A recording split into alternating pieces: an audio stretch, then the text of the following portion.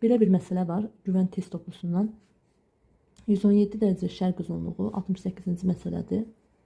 Şərq uzunluğu deyir 6-cı və 7-ci saat qurşaqlarının sərhədini təşkil edir. 37 dərəcə qərb uzunluğu hansı saat qurşağında yerləşir? 6-cı və 7-ci saat qurşaqlarının ədəd ortasını tapırıq. 13 bölünsün 2 bərabərdir 6.5. 117-yi bölürük 6.5-ə. Alırıq 18. Buradan da bilirik ki 1 dəqiqədə yer öz oxu ətrafında 18 dərəcə dönür. Buradan tapırıq ki 360 dərəcəni neçə saatda dönür?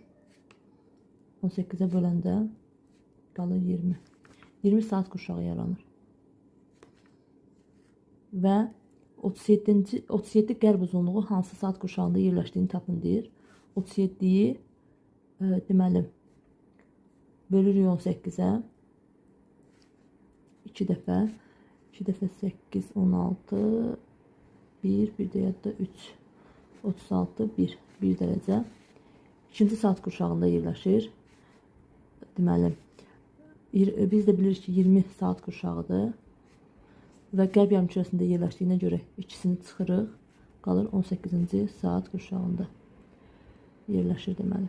Deməli 37 dərəcə qərb uzunluğu hansı saat qurşağında yerləşir? Qərbdə yerləşdiyinə görə də 20-dən çıxdıq. Biz bildik ki 18 dərəcə dönməsi nəticəsində əvvəl məsəl üçün 1 dəqiqədə 15 dərəcə dönürdü. 360-a bölürdük 15-i. Alırdıq 24. 24 saat qurşağı yaranırdı. 1 dəqiqəni 15 dərəcə dönəndə. İndi isə 1 dəqiqəni 18 dərəcə dönürsə 360-ı bölürük 18-ə. 360-ı bölürük 18-ə alırıq 20. Deməli 20 saat qurşağı yaranır.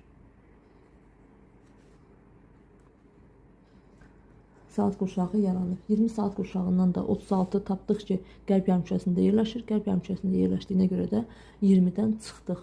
Aldığımız saat qurşağını 20-dən də 2-yi çıxdıq və aldıq 18.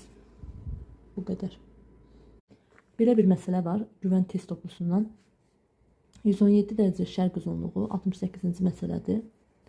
Şərq uzunluğu deyir 6-cı və 7-ci saat qurşaqlarının sərhədini təşkil edir. 37 dərəcə qərb uzunluğu hansı saat qurşağında yerləşir? 6-cı və 7-ci saat qurşaqlarının ədəd ortasını tapırıq.